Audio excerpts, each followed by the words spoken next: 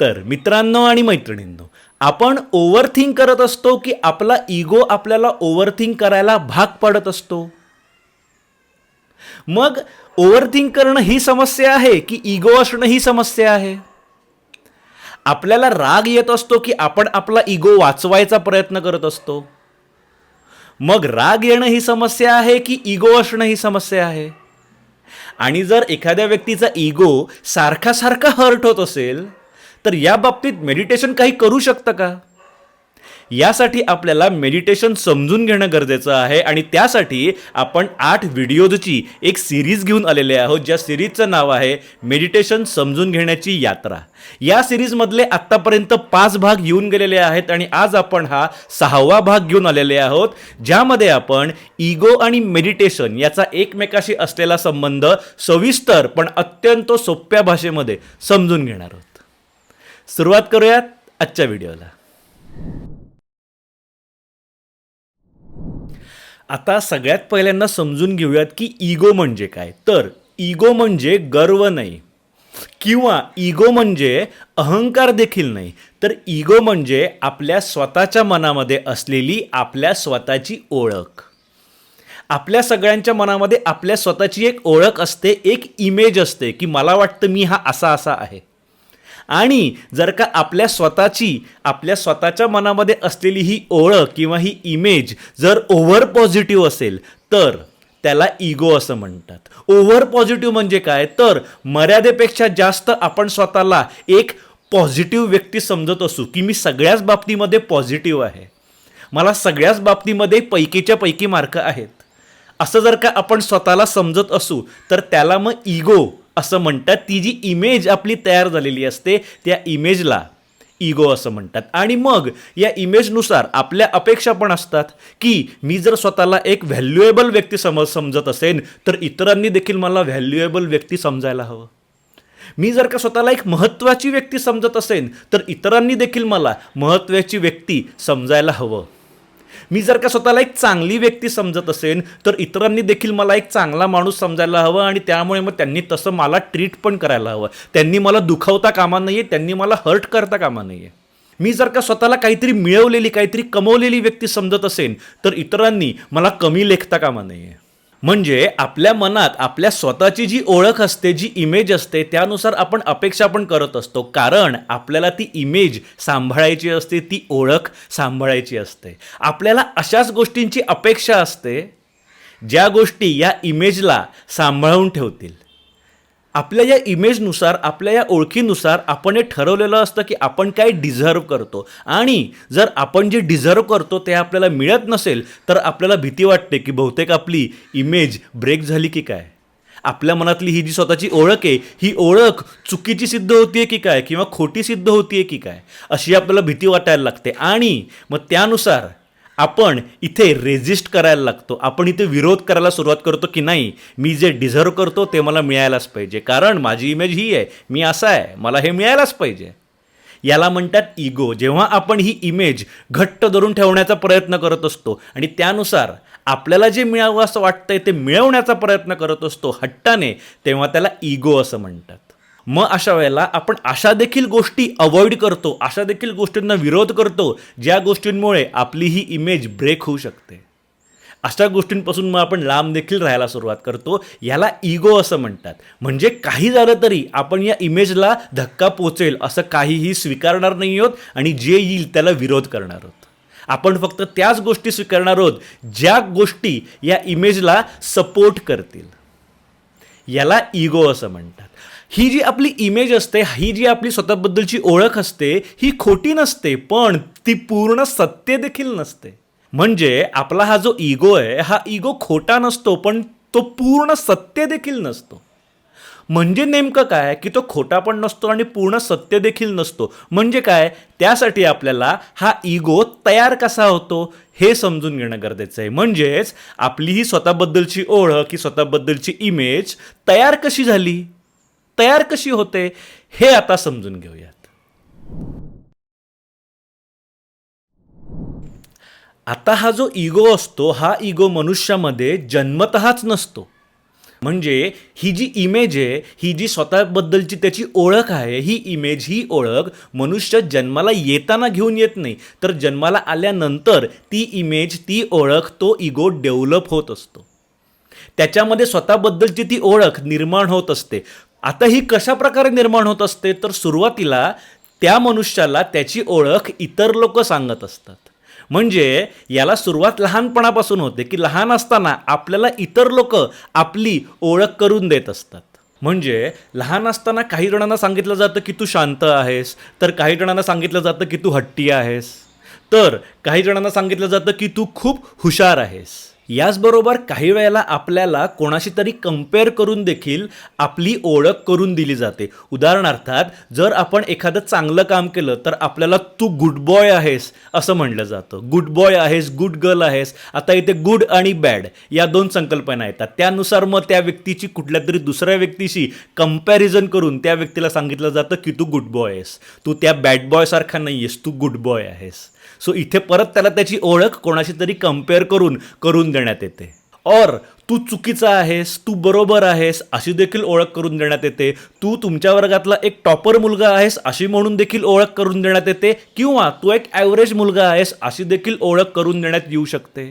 थोडक्यात या सगळ्यामध्ये कम्पॅरिझन असतं. ही जी सगळी लेबल्स असतात, ही लेबल्स मग जेव्हा आपल्यावर परत परत लावली जातात, अनेक जण आपल्यावर ती लेबल्स लावत असतात, तेव्हा मग त्या लेबलला आपण आपली ओळख मानायला सुरुवात करतो, की मी एक हुशार मुलगा आहे, मी एक गुड बॉय आहे, मी एक टॉपर आहे, असं आपण स्वतःला समजायला सुरुवात करतो. किंवा जर आपल्याला काही नकारात्मक गोष्टी सांगितल्या असतील तर आपण त्या स्वीकारायला सुरुवात करतो, की नाही मी एक हट्टी आहे, मी एक ढ आहे, मी एक काहीही कामाचा नसलेला, काही उपयोगाचा नसलेला असा एक माणूस आहे, असं देखील आपण मानायला सुरुवात करतो. तर काही वेळेला आपल्या स्वतःबद्दलची ही ओळख आपण स्वतः देखील डेव्हलप करत असतो. म्हणजे आपण जर एखाद्या ठिकाणी एखादं छोटंसं जरी यश मिळवलं तरी आपण स्वतःला एक यशस्वी व्यक्ती मानायला सुरुवात करतो. पण जर अपयश मिळालं तर आपण स्वतःला एक अपयशी व्यक्ती देखील मानायला सुरुवात करतो. आपण जर जिंकलो तर आपण काहीतरी करायला केपेबल आहे असं स्वतःला सांगतो, तर आपण हारलो तर मी काहीही करायला केपेबल नाही आहे, मी एक कमी माणूस आहे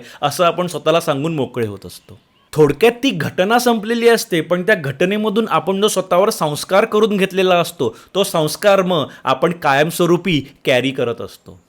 आता ही जी आपली स्वतःबद्दलची जी इमेज आहे, ही जी ओळख आहे, ती जर का ओव्हर पॉझिटिव्ह असेल तर आपण ती सांभाळून ठेवायला सुरुवात करतो, की जर मला सगळेजण हुशार म्हणतायत तर मला सगळ्यांनी कायम हुशारच म्हणत राहायला हवं.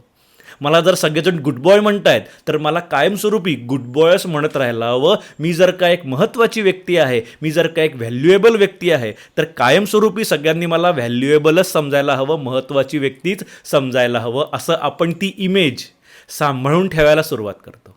आणि मग आपल्या आयुष्यातल्या एकनेक अस्पेक्टमध्ये आपल्याला ते महत्त्व हवं असतं, की मी स्वतःला एक महत्त्वाची व्यक्ती समजतोय, मग मला सोशल मीडियावर सुद्धा महत्त्व मिळायला हवं. मग मला तिकडे लाईक्स मिळायला हवेत, मला व्ह्यूज मिळायला हवेत, माझ्या पोस्टवर लोकांनी काहीतरी कमेंट करणं गरजेचं आहे, काहीतरी म्हणजे पॉझिटिव्हच कमेंट करायला हव्यात, निगेटिव्ह कमेंट नाही करायच्या, पॉझिटिव्हच कमेंट करायच्या. मग आपल्याला किती लाईक्स आलेत, किती फॉलोअर्स आहेत, किती व्ह्यूज आहेत, या सगळीची गणितं सुरू होतात. आणि मग तो सगळा आकडा आपल्या इमेजबरोबर कॅल्क्युलेट करून पाहिला जातो, की माझ्या इमेजनुसार मला व्ह्यूज येत आहेत का, तेवढे लाईक्स येत आहेत का, तेवढे फॉलोअर्स आहेत का. आणि जर असेल तर मग आपण सॅटिस्फाय होतो, यालाच म्हणतात इगो सुखावणं. पण जर ते कॅल्क्युलेट होत नसेल, माझ्या मनामध्ये माझी एक इमेज आहे पण मला तेवढा रिस्पॉन्स मिळत नाही आहे, तर अशा वेळेला मग आपला इगो दुखावला जातो, ज्याला इगो हर्ट होणं असं म्हणतात. म्हणजे आता हा इगो फक्त आत राहत नाही, तर तो ऑनलाईन देखील असतो. आणि मग जेव्हा त्याच्या हे लक्षामध्ये येतं की माझ्या इगोनुसार, माझ्या इमेजनुसार मला रिस्पॉन्स मिळत नाही आहे, तेव्हा मात्र त्या व्यक्तीचा इगो रिॲक्ट करतो, तो इगो व्यक्त करायला सुरुवात करतो. हा इगो कशा प्रकारे रिॲक्ट करत असतो ते आता समजून घेऊयात.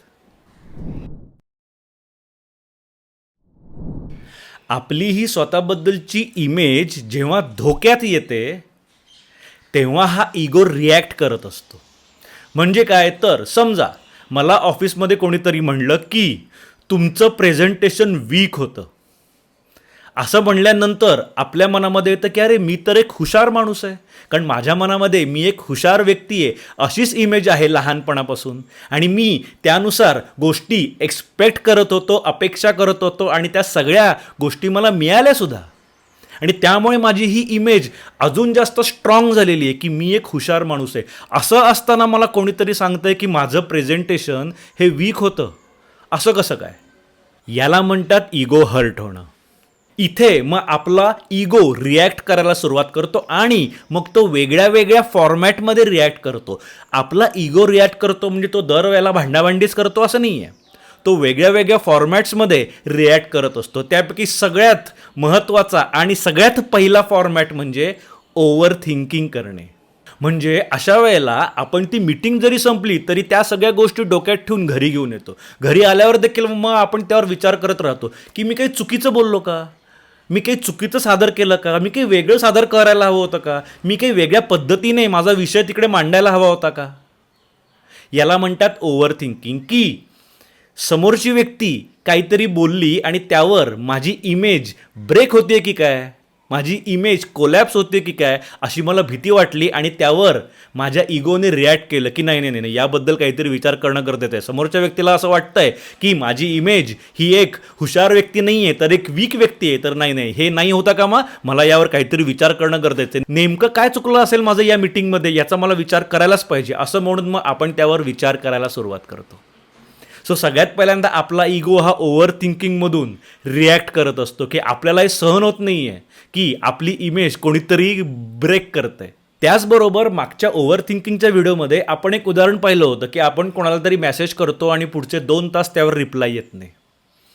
इथे सुद्धा आपला इगो हर्ट होतो. इगो हर्ट होतोचा अर्थ काय होतो, तर इगो हर्ट होतो म्हणजे माझी एक इमेज आहे आणि त्या इमेजनुसार मी स्वतःला एक व्हॅल्युएबल व्यक्ती समजतो, एक महत्त्वाची व्यक्ती समजतोय. मग माझ्यासारख्या महत्त्वाच्या व्यक्तीला समोरची व्यक्ती रिप्लाय करत नाही आहे 2 तास झाला तरी, अशा वेळेला मग आपल्याला वाटतं की मग मी नाही आहे का व्हॅल्युएबल व्यक्ती, मी नाही आहे का महत्त्वाची व्यक्ती, आणि मग अशा वेळेला आपला इगो रिॲक्ट करतो आणि मग इथे देखील तो ओव्हर थिंकिंगचा आधार घेत असतो.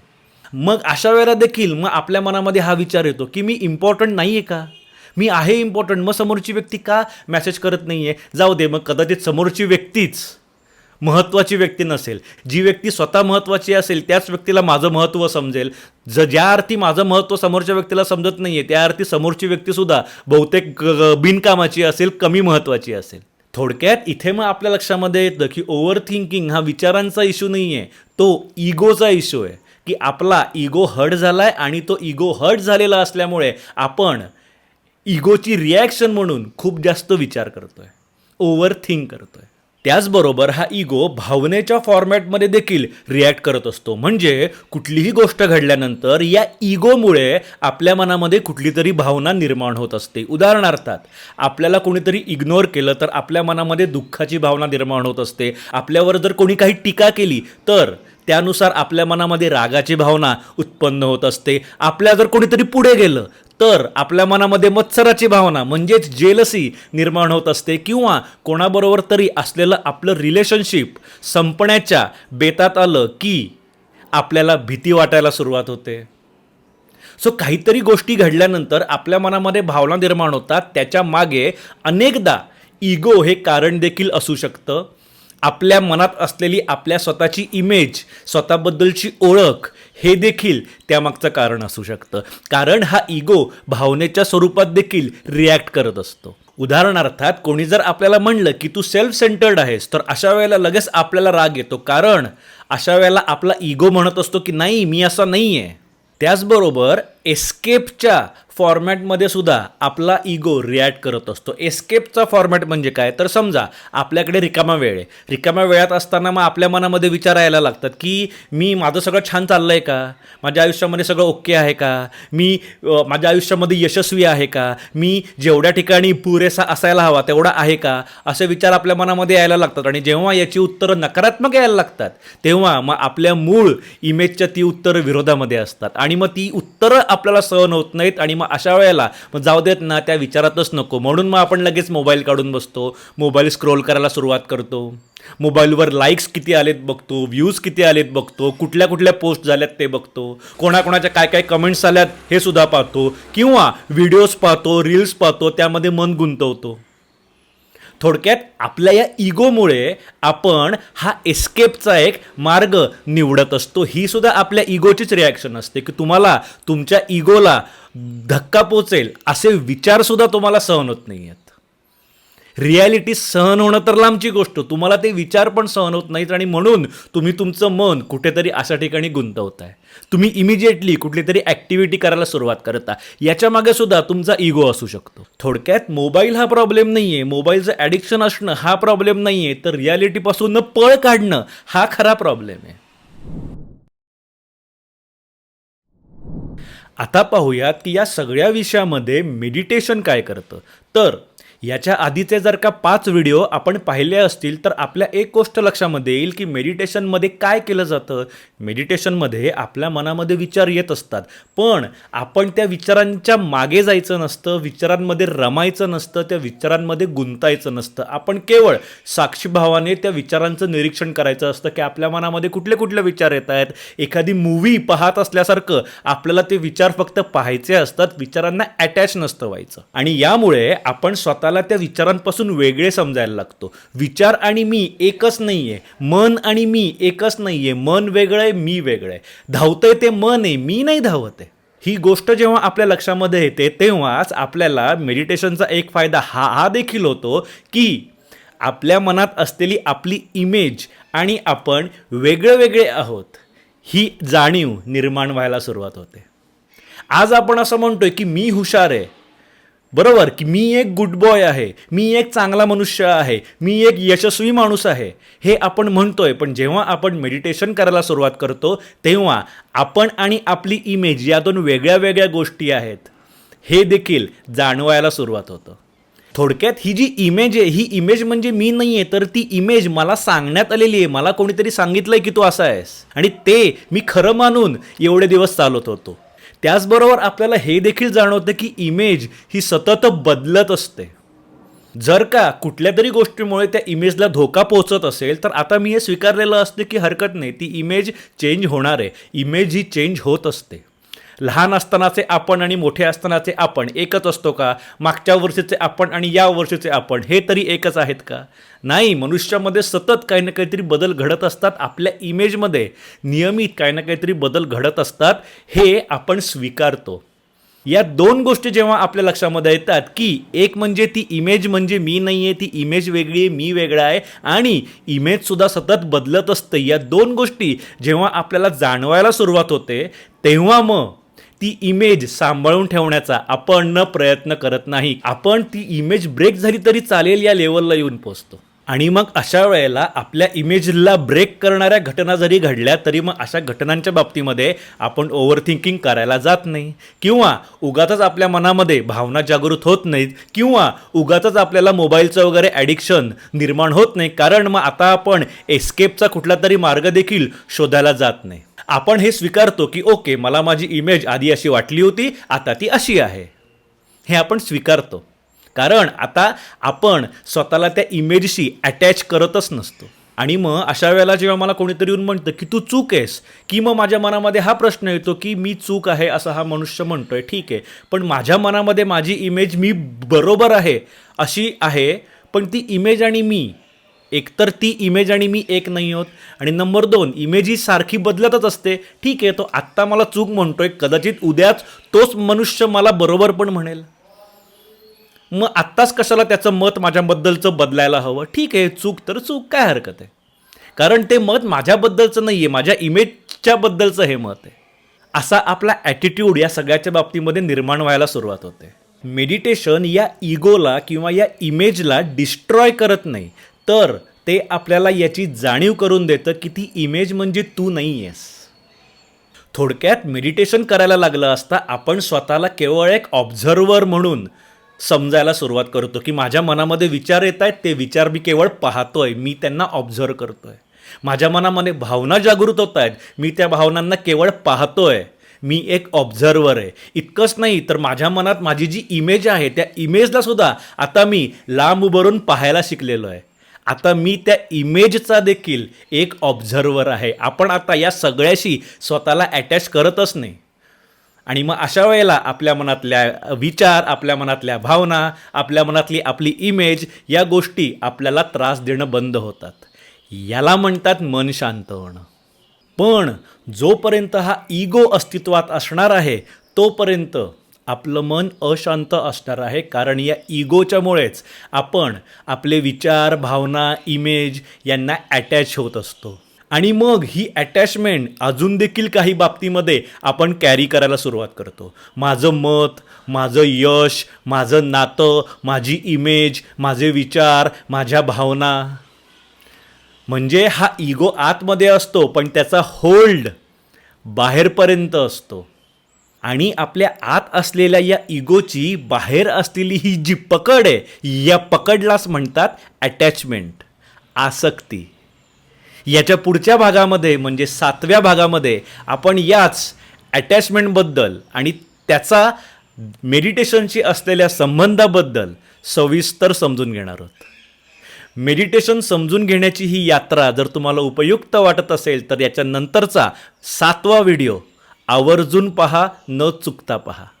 व्हिडिओ आवडला असेल तर व्हिडिओला लाईक करा, चॅनलला सबस्क्राईब करा आणि तुमच्या काही शंका असतील तरी त्या खाली कमेंटमध्ये विचारा. तुमच्या सर्व शंकांना रिप्लाय करण्याचा आम्ही नियमित प्रयत्न करत असतो. त्याचबरोबर आपला मेडिटेशनचा कोर्स आहे, त्या कोर्सची लिंक देखील या व्हिडिओच्या खालच्या डिस्क्रिप्शनमध्ये आहे. त्या लिंकवर क्लिक केलं असता आपल्या कोर्सची, आपल्या अकॅडमीची आणि माझी सर्व माहिती तुम्हाला तिथे वाचायला मिळेल. जर का तुम्ही योग्य पद्धतीने मेडिटेशन कसं करायचं हे शिकू इच्छित असाल तर आपल्या कोर्सला ॲडमिशन घ्या. कोर्समध्ये आपली भेट होईलच.